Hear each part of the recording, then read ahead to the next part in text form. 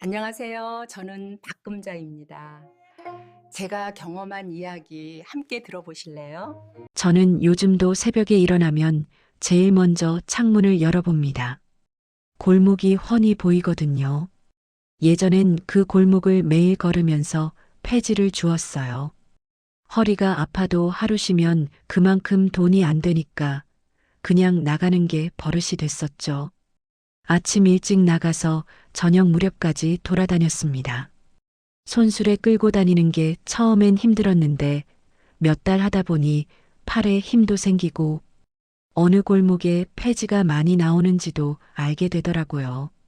그렇게 모은 폐지를 고물상에 가져가면 하루 10,000원에서 15,000원쯤 받았어요. 많이 주울 때는 20,000원까지도 됐습니다. 그걸로 밥 먹고 전기세 내고 월세 조금씩 모으고 그랬죠. 요일마다 돌아다니는 골목이 정해져 있었어요. 월요일엔 상가 쪽, 화요일엔 주택가, 수요일엔 학교 근처. 그렇게 일주일 루트가 다 있었습니다. 비 오는 날도 나갔어요. 우산 쓰고 손수레 끌면 더 힘들긴 한데 그래도 안 나가면 그날 돈이 없으니까요. 겨울엔 손이 시려서 장갑을 껴도 감각이 없을 때가 많았습니다. 여름엔 땀이 비 오듯 흘렀고요. 그래도 멈출 수가 없었어요. 그런데 그때는 월세가 밀려서 집주인한테 전화 오는 게 제일 무서웠습니다. 받을 때마다 가슴이 철렁 내려앉더라고요. 이번 달도 좀 기다려주세요 하는 말을 몇 번이나 했는지 모르겠어요. 집주인도 처음엔 알겠다고 했는데 두세 달 지나니까 목소리가 달라지시더라고요.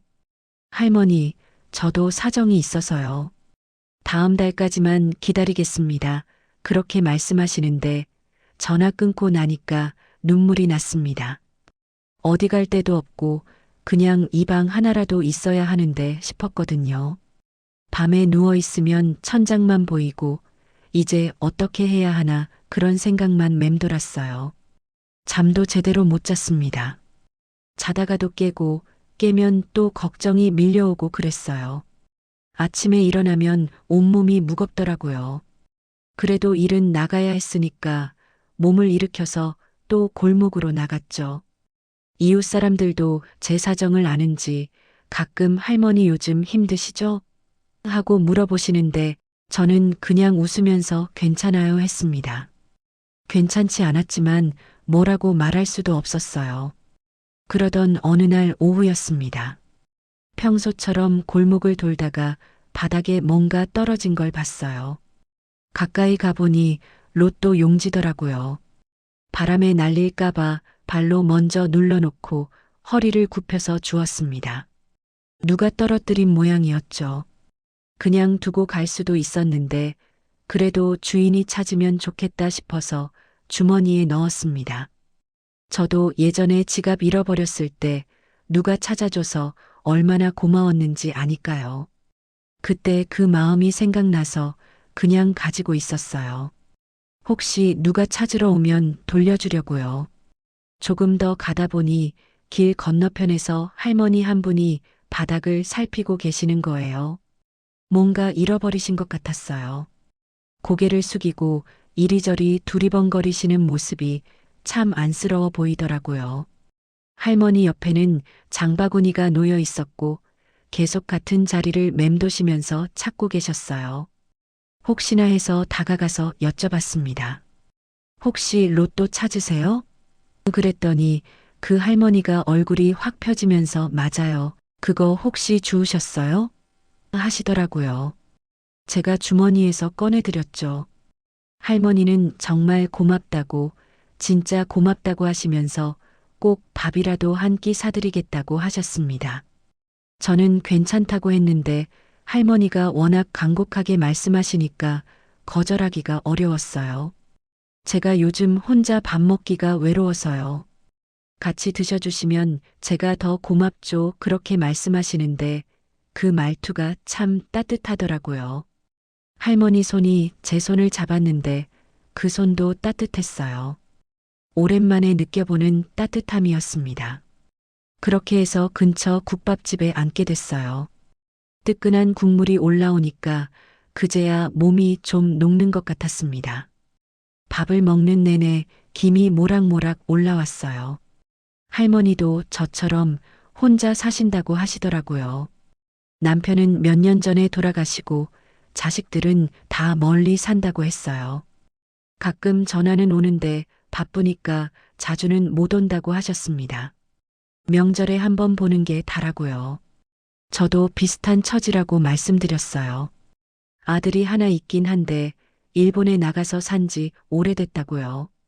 명절 때 한 번씩 연락 오는 게 다라고 했죠. 할머니가 고개를 끄덕이시면서 우리 나이 되면 다 그렇죠 뭐 하시더라고요. 그 말에 저도 고개를 끄덕였어요. 국밥을 먹으면서 이런저런 이야기를 나눴습니다. 할머니는 전에 반찬 가게를 하셨다고 해요. 작은 가게였는데 장사가 잘 될 때도 있고 안 될 때도 있었대요. 그래도 그때는 남편도 있고 해서 그럭저럭 살았다고 하셨어요. 지금은 국민연금 조금 받는 게 다라고 하시더라고요. 그 돈으로 월세 내고 밥 먹고 하면 빠듯하다고 했어요. 저도 제 얘기를 조금 했습니다. 폐지 줍는 일하고 있다고 그것도 요즘엔 경쟁이 심해져서 쉽지 않다고 했어요. 예전에는 폐지가 많이 나왔는데 요즘은 사람들이 재활용을 잘해서 그런지 주울 게 많지 않다고요. 할머니가 안쓰러운 표정으로 저를 보시더니 고생이 많으시네요 하시는 거예요. 저는 괜찮다고 건강한 게 어디냐고 했죠. 그래도 속으로는 힘들었어요. 말로는 괜찮다고 하지만요. 그런데 국밥을 다 먹고 나서 할머니가 물으셨어요. 요즘 사시는 데는 괜찮으세요? 그 말에 저도 모르게 한숨이 나왔습니다. 사실대로 말씀드렸어요. 월세가 밀려서 다음 달까지 못 내면 나가야 할 것 같다고요. 어디 갈 때도 마땅치 않아서 걱정이라고 했죠. 할머니가 한참 아무 말씀도 안 하시다가 천천히 말씀하셨어요. 제가 지금 로또 주워간 거 있잖아요. 이게 당첨되면 정말 좋겠는데 하시면서 웃으셨어요. 저도 따라서 웃었습니다. 로또 당첨이 어디 쉬운 일인가요? 그냥 위로의 말씀이겠거니 했어요. 그런데 할머니가 진지하게 말씀하셨어요. 농담 반이에요. 근데 진짜 이게 되면 집 걱정은 없게 해드릴게요. 저는 그냥 위로의 말씀이려니 했습니다. 고맙다고 마음만 받겠다고 했죠. 할머니는 제 손을 꼭 잡으시더니 진짜예요. 약속할게요 하셨어요. 그 손이 참 따뜻했습니다. 오랜만에 누군가한테 그런 따뜻함을 느꼈어요. 밥값 계산하시고 나올 때도 할머니는 제 등을 토닥여 주셨어요. 힘내세요. 다 잘 될 거예요 하시면서요. 밖으로 나오니까 해가 기울고 있었어요. 할머니랑 헤어지면서 전화번호를 주고받았습니다. 힘들면 언제든 연락하세요. 할머니가 그렇게 말씀하시더라고요. 그날 이후로 일주일이 지났습니다. 저는 여전히 폐지를 주우러 다녔고 집주인한테서 또 전화가 왔어요. 이번엔 정말 마지막이라고 하시더라고요. 다음 주까지 월세를 내지 못하면 나가달라고 했어요. 그래서 방 정리를 시작했습니다. 살림살이가 많지도 않았어요. 옷가지 몇 벌, 이불 한 채, 냄비 몇 개. 그걸 박스에 담으면서 눈물이 났습니다. 이제 어디서 자야 하나, 찜질방이라도 다녀야 하나, 그런 생각들이 머릿속을 가득 채웠어요. 손이 떨려서 물건을 제대로 싸지도 못하겠더라고요. 옷을 개다가 그냥 주저앉아서 한참을 울었습니다. 누가 볼까봐 소리는 죽이고요. 혼자 이렇게 우는 게 참 서러웠어요. 아들한테 전화라도 할까 싶었는데 아들도 일본에서 힘들게 산다는데 뭐라고 말을 꺼내겠어요. 그냥 혼자 감당해야 했습니다. 박스 2개를 다 채우고 나니까 방이 텅 빈 것 같았어요. 벽에 걸려있던 달력, 선반 위에 놓여있던 사진 액자, 다 박스에 넣었거든요. 이 방에서 몇 년을 살았는데 이렇게 쉽게 정리가 되는구나 싶었어요. 창문 밖을 보니까 골목이 보였습니다. 저 골목을 매일 걸었는데 이제는 못 걷게 되는구나 싶으니까 눈물이 또 났어요. 휴지로 눈물을 닦고 심호흡을 했습니다. 어떻게든 되겠지. 그렇게 생각하려고 애썼어요. 그런데 마음이 자꾸 무너지더라고요. 나이 들어서 이렇게 쫓겨나듯 나가야 하는 게 너무 서러웠습니다. 그때 전화벨이 울렸습니다. 그 국밥집 할머니였어요. 헤어질 때 서로 전화번호를 적어줬었거든요. 그런데 목소리가 떨리고 계셨어요. 저 기억하세요? 지난번에 로또 찾았던 사람이에요 하시는 거예요. 저는 당연히 기억한다고 했죠. 할머니가 한참 말을 못 하시다가 천천히 말씀하셨어요. 그게 1등이 됐어요. 진짜로요. 저는 처음엔 무슨 말씀인지 이해를 못했습니다. 네, 뭐가요? 했더니 할머니가 다시 말씀하셨어요. 로또요. 1등 당첨됐어요. 20억이래요. 그 순간 정말 믿기지가 않았습니다. 로또 1등이라니요. 그것도 20억이라니요. 제가 진짜요? 했더니 할머니가 진짜예요. 은행에서 확인받았어요 하시더라고요. 할머니는 계속 말씀하셨어요. 제가 약속 지키려고요. 집 걱정 없게 해드린다고 했잖아요. 진짜로 할게요. 저는 그냥 눈물이 났습니다. 말이 안 나왔어요. 할머니가 울지 마세요. 좋은 일인데 하시는데 그 목소리도 울먹이고 계시더라고요. 저는 할머니, 이럴 수가 있어요? 했는데 제 목소리도 떨렸어요. 할머니는 당연하죠. 제가 약속했잖아요 하시면서 내일 만나요. 같이 집 보러 가요 하셨습니다. 전화를 끊고 나서도 한참을 그 자리에 앉아 있었습니다. 이게 꿈인가 싶었어요. 손으로 뺨을 꼬집어 봤는데 아프더라고요. 꿈이 아니었습니다. 박스를 보니까 아까 눈물 흘리면서 싼 게 생각났어요. 그런데 이제는 박스를 풀어야 하나 싶었습니다. 그날 밤은 잠을 한숨도 못 잤어요. 믿기지가 않아서요. 며칠 뒤에 할머니를 다시 만났어요. 할머니는 저보다 더 들뜬 얼굴이셨어요. 집 받았어요. 같이 보러 갈래요? 하시면서 제 손을 잡고 가셨습니다. 택시를 타고 한 20분쯤 갔을까요? 조용한 동네였어요. 가보니 작은 2층짜리 주택이었어요. 오래됐지만 깨끗하게 관리된 집이었죠. 대문을 열고 들어가니까 마당도 있고 화단도 있었어요. 할머니가 말씀하셨어요. 1층에서 사세요. 제가 2층에서 살게요. 우리 이웃하면서 살아요. 저는 정말 어떻게 해야 할지 몰랐습니다. 이렇게까지 해주시다니요. 할머니는 괜찮아요. 저도 혼자 사는 게 외로웠어요. 같이 사는 게 좋잖아요 하시더라고요.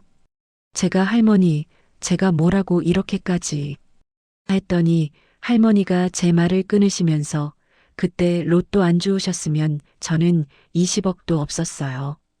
당연히 해드려야죠 하셨어요. 집 안으로 들어가 봤습니다. 1층은 방 2개의 거실이 있고 부엌도 있고 화장실도 있었어요. 2층도 비슷한 구조였고요. 할머니가 이것저것 보여주시면서 여기 침대 놓으면 좋을 것 같고 저기 장롱 놓으면 되고 하시는 거예요. 창문을 열어보니까 골목이 보였어요. 예전에 폐지 주우러 다니던 그 동네는 아니었지만 조용하고 평화로운 골목이었습니다. 할머니가 마음에 드세요? 하시길래 저는 그냥 고맙다는 말밖에 할 수가 없었어요. 할머니, 정말 고맙습니다. 정말로요.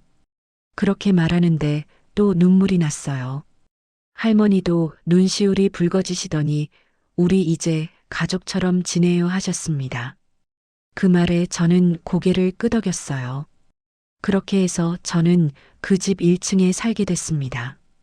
이사 가던 날 할머니가 아래층으로 내려오셔서 짐 옮기는 걸 도와주셨어요. 짐이 많지 않아서 금방 끝났죠. 다 정리하고 나니까 할머니가 저녁 같이 먹어요 하시면서 2층으로 올라오라고 하셨어요.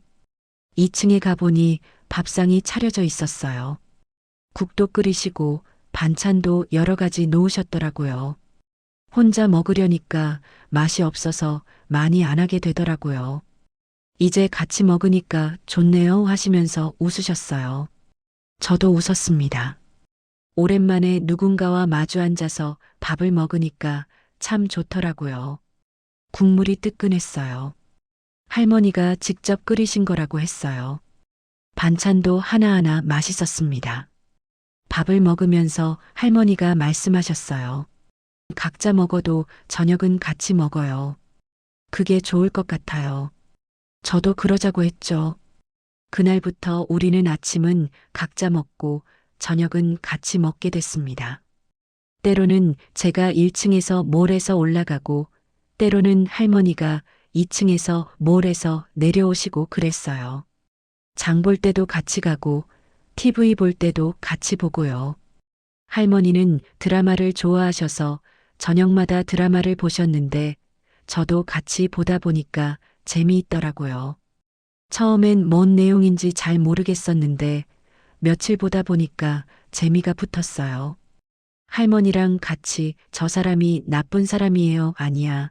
저 사람이 더 나쁘지 그러면서 웃고 그랬습니다. 가끔은 동네 산책도 같이 나갔습니다. 예전에 폐지 주우러 다니던 그 골목들을 생각하면서 이제는 그냥 천천히 걸으면서 이야기하고 그랬어요. 할머니 걸음이 느리셔서 저도 천천히 걸었어요. 그게 좋더라고요. 급하게 걸을 이유가 없으니까요. 동네 사람들도 저희를 알게 됐어요. 어머, 두 분 자매세요? 그렇게 물어보시는 분도 있었고, 사이가 참 좋으시네요 하는 분도 있었어요. 저희는 그냥 웃으면서 같이 사는 이웃이에요 했습니다. 슈퍼 가면 아주머니가 할머니들 오셨네 하면서 반갑게 맞아주시고요. 그렇게 동네에 정이 들어갔습니다. 할머니는 돈이 생겼어도 크게 쓰지 않으셨어요. 이게 얼마나 큰 돈인데 조심해야죠 하시면서 은행에 넣어두고 이자로 생활하신다고 했어요. 가끔 맛있는 것 사드시고 저한테도 옷이나 이불 같은 거 사주시고 그러셨죠. 제가 괜찮다고 하면 그냥 받으세요. 제가 좋아서 하는 거예요 하시더라고요. 저도 할머니한테 뭐라도 해드리고 싶어서 청소도 열심히 하고 빨래도 같이 하고 그랬습니다. 1층 청소하고 2층도 올라가서 청소했어요. 할머니가 그렇게 안 해도 돼요 하시는데 저는 제가 좋아서 하는 거예요 했어요. 할머니가 하시던 말을 그대로 했더니 할머니가 웃으시더라고요. 계절이 바뀌고 또 바뀌었어요. 봄이 오면 같이 꽃 구경 가고 여름에는 시원한 곳 찾아다니고 가을에는 단풍 보러 가고 겨울에는 집에서 따뜻하게 지내고요. 그렇게 시간이 흘렀습니다. 첫 봄에는 근처 공원에 벚꽃 보러 갔어요. 할머니가 벚꽃 보러 가요 하셔서 같이 나갔는데 정말 예쁘더라고요. 벚꽃이 흩날리는 걸 보면서 할머니가 우리 내년에도 보러 와요 하셨어요. 저도 네, 그래요 했죠. 여름에는 계곡에 갔습니다. 물에 발 담그고 앉아 있는데 시원하더라고요. 할머니도 발 담그시고 아이고 시원해 하시면서 웃으셨어요. 가을에는 산에 올라갔어요. 높이 올라간 건 아니고 그냥 산책로만 걸었는데 단풍이 참 예뻤습니다. 할머니가 사진 찍어요 하셔서 단풍나무 앞에서 같이 사진도 찍었어요. 할머니는 가끔 그때 로또 주워주셔서 정말 고마워요 하시는데 저는 제가 더 고마운 거려 하고 그랬어요. 서로 고맙다고 하다가 웃고 그랬죠. 할머니가 우리 둘 다 고마운 거예요 하시면 저도 그래요. 둘 다 고마운 거예요 했습니다. 정말 그랬어요. 할머니는 로또를 찾아서 고마우시고 저는 이 집에서 살게 돼서 고마웠으니까요. 서로에게 고마운 마음이 있으니까 더 잘 지낼 수 있었던 것 같아요. 싸운 적이 한 번도 없었습니다. 의견이 다를 때도 있었지만 할머니가 좋으신 대로 해요, 아니에요. 그쪽이 좋으신 대로 해요. 그러면서 서로 양보하고 그랬어요. 겨울이 오면 집에서 주로 지냈습니다. 춥기도 했고 할머니 무릎도 안 좋으셔서 밖에 자주 못 나가셨거든요. 저는 2층에 올라가서 할머니랑 같이 TV 보고 차 마시고 이야기하고 그랬어요. 할머니가 옛날 이야기를 많이 해주셨어요. 젊었을 때 어떻게 살았는지, 남편분이랑 어떻게 만났는지, 자식들 키울 때 어떤 일들이 있었는지요. 저도 제 이야기를 했습니다. 시집 와서 살았던 일, 남편이랑 살았던 일, 아들 키우던 일. 그렇게 이야기하다 보면 시간이 금방 갔어요. 어느 날 할머니가 아프셨어요. 감기가 걸리셨는데 열이 많이 나셨어요. 제가 약을 사다 드리고 죽을 끓여 드렸습니다. 2층에 계속 올라가서 물도 갖다 드리고 이마에 수건도 얹어 드리고 그랬어요. 할머니가 미안해요. 제가 집만 되네요 하시는데 저는 무슨 말씀을 그렇게 하세요 했어요. 당연히 해드려야 할 일인데 뭐가 미안한가 싶었어요. 며칠 뒤에 할머니가 다 나으셨는데 그때 할머니가 제 손을 잡으시면서 고마워요. 정말로요 하셨어요. 저도 할머니 손을 잡았습니다. 손이 많이 따뜻해지셨더라고요. 다행이다 싶었어요. 그 이후로는 제가 아팠어요. 허리가 안 좋아져서 걷기가 힘들었어요. 병원 가서 치료받고 약 먹고 그랬는데 한동안 움직이기가 어려웠습니다. 할머니가 1층으로 내려오셔서 밥을 해주셨어요. 아침, 점심, 저녁 다 챙겨주시고 약 시간도 챙겨주시고요. 제가 할머니 무릎 안 좋으신데 괜찮으세요? 했더니 할머니가 괜찮아요. 조심히 내려오면 돼요 하시더라고요. 그때 정말 고마웠어요. 혼자였으면 어떻게 했을까 싶었습니다. 한 달쯤 지나니까 허리가 좀 나아져서 다시 움직일 수 있게 됐어요. 할머니한테 너무 고맙다고 했더니 할머니가 저도 받았으니까 드리는 거예요 하셨습니다. 지금도 저는 새벽에 일어나면 창문을 엽니다. 골목이 보여요. 예전처럼 오늘도 폐지를 주우러 나갈 거예요. 집이 생겼다고 해서 일을 그만둘 수는 없었어요. 몸이 움직이는데 그냥 있으면 답답하더라고요. 할머니가 이제 안 하셔도 되는데 하시는데 저는 몸이 괜찮은데 놀고만 있으면 안 되잖아요 했습니다. 그래서 여전히 아침이면 손수레 끌고 나가요. 다만 예전처럼 급하게 다니지는 않아요. 월세 걱정이 없으니까 천천히 다닐 수 있거든요. 할머니도 2층 창문을 여시고 아래를 보시면 저랑 눈이 마주쳐요. 그러면 손 흔들고 할머니도 손 흔드시고요. 조심히 다녀와요. 네, 저녁 때 봐요. 그런 소리가 집안에서 오가고요. 평범한 아침이에요. 그냥 평범한 아침. 근데 이 평범한 아침이 저한테는 너무 소중합니다. 예전에는 이런 아침이 없었거든요. 월세 걱정, 밥 걱정, 그런 걱정들로 하루를 시작했는데 이제는 그런 걱정이 없어요. 할머니랑 같이 산지 벌써 몇 년이 됐는지 모르겠습니다. 처음엔 꿈 같았는데 이제는 이게 제 일상이 됐어요. 할머니랑 같이 밥 먹고 같이 웃고 가끔 아플 때는 같이 병원도 가고요. 할머니가 안 좋으시면 제가 챙기고 제가 안 좋으면 할머니가 챙기시고요. 가족이 따로 없습니다. 이게 가족이죠. 피는 안 섞였어도 마음은 통하니까요. 서로를 아끼고 서로를 걱정하고 그게 가족 아닌가요? 가끔 밤에 누우면 생각해요. 그날 로또를 안 주었으면 어땠을까? 그냥 지나쳤으면 어땠을까? 그랬으면 지금 이 집도 없었을 거고 할머니도 못 만났을 거예요. 아마 저는 어디선가 여전히 폐지를 줍고 있거나 아니면 찜질방을 전전하고 있었을지도 모릅니다. 그런 생각을 하면 가슴이 뭉클해져요. 정말 다행이다. 그때 주어서 다행이다 싶어요. 할머니를 만난 게 제 인생에서 제일 큰 행운이었습니다. 할머니는 요즘도 가끔 말씀하세요. 우리 복 많이 받았어요. 저도 고개를 끄덕입니다. 정말 복을 받았죠. 집도 생겼고 같이 살 사람도 생겼으니까요. 더 바랄 게 뭐가 있겠어요. 할머니 옆에 앉아서 차 한 잔 마시고 이런저런 이야기하고 그러다 졸음 오면 각자 방으로 가서 자고요. 아침에 일어나면 또 창문 열고 할머니 보고 밥 먹고요. 그게 제 하루입니다.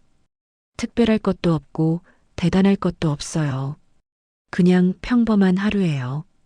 하지만 예전에는 이런 평범한 하루가 너무 간절했거든요.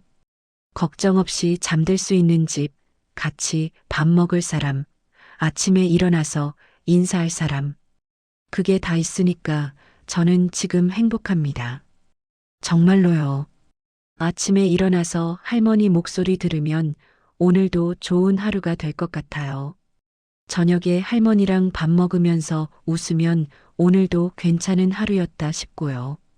어제 할머니가 그러시더라고요. 우리 내년 봄에도 벚꽃 보러 가요. 저는 네, 가요 했습니다. 내년 봄도 올 거고, 그 다음 봄도 올 거고, 그렇게 계속 봄이 올 거예요. 할머니랑 같이 보는 봄이요. 그게 참 좋습니다. 이제는 혼자가 아니니까요. 옆에 누군가 있다는 게 이렇게 큰 위로인 줄 몰랐어요. 말 한마디, 눈 한 번 마주치는 것만으로도 마음이 따뜻해지는 거리요. 오늘도 저녁 되면 할머니가 부르실 거예요. 저녁 드세요. 그러면 저는 2층으로 올라갈 거고요. 밥상 앞에 앉아서 할머니랑 마주보고 밥 먹을 거예요. 오늘은 뭘 하셨는지, 밖에 날씨가 어떤지, 그런 이야기 나누면서요. 별것 아닌 이야기들이에요. 근데 그 별것 아닌 이야기들이 제 하루를 채워줍니다. 따뜻하게요.